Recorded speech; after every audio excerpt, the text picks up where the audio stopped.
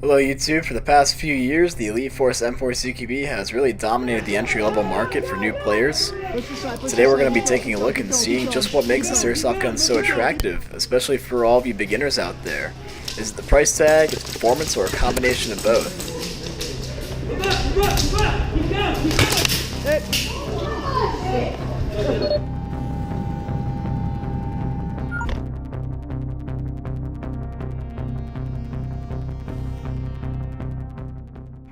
Diving into the package, what you'll find is just the gun itself, really.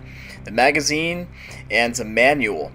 You won't really find much in this package. This iron sight here isn't even included, so obviously Elite Force definitely did make some major cutbacks to really get this airsoft gun below the $200 price tag. And of course, it has the typical package on the gun itself that you'd expect. It has polymer receiver, metal rail, metal barrel, sights. It features the amoeba style stock, which is pretty cool, I think. You know, standard plastic motor grip. The thing is all there. However, it does feature some internal upgrades that definitely did bump up the price from its predecessor's $150 price tag, and we'll go ahead and get into those in a second here. And one may have already noticed that my tan upper receiver has suffered some cosmetic damage. It must have taken a fall when someone else had it. Yes, these are secondhand models. These are not originals. And certainly the cosmetics do suffer. I just can't really put in any barrel extensions like the flash hider, flash suppressor, mock suppressors that I have on the other guns, and it will still shoot fine. But irregardless, I don't really see myself falling on these airsoft guns anytime soon. Now, of course, I did once slip on ice and destroy my other polymer body entry-level AEGs before, but I really don't foresee that becoming a problem here. So that wraps up the external overview of this airsoft gun. Let's go ahead and do our best to see what makes it click on the inside.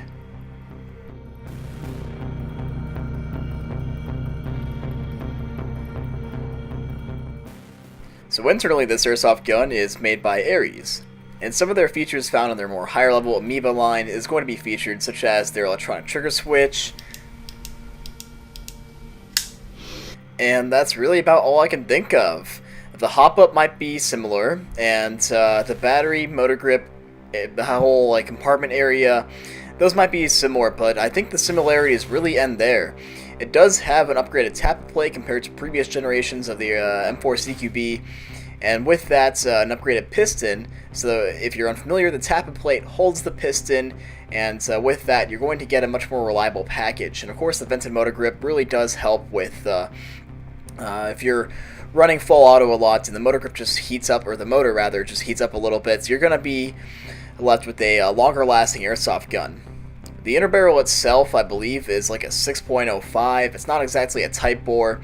You're not going to be really reaching people out for any great distances. Really, you're going to be comfortable in the 60 to 80 foot range. However, you can choose to upgrade this airsoft gun any way you want. Just maybe not at first, because you may not be familiar with the anatomy of an airsoft M4, but it does feature numerous things to get you started.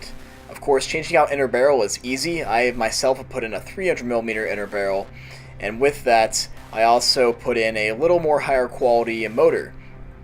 And of course, this airsoft gun's power, or FPS rather, can be adjusted quickly as well once you know how to remove the gearbox, because it does feature a quick change spring where it doesn't require you to actually physically remove any components from the gearbox by opening up the gearbox shell. Instead, what you can do is take an Allen key wrench and pop out a little spring align, or the spring guide rather, and you can change out a spring for a more higher power spring easily.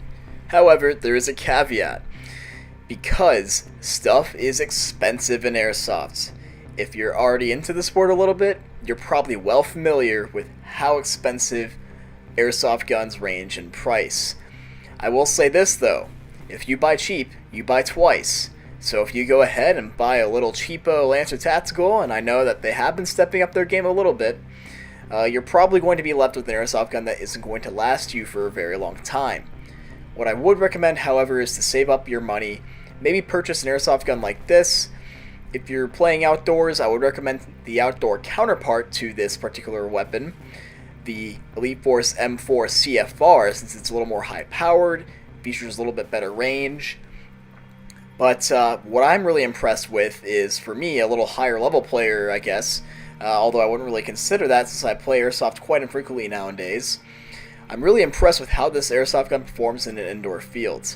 So we're going to take that into consideration when we're factoring in the final verdict for this Airsoft gun.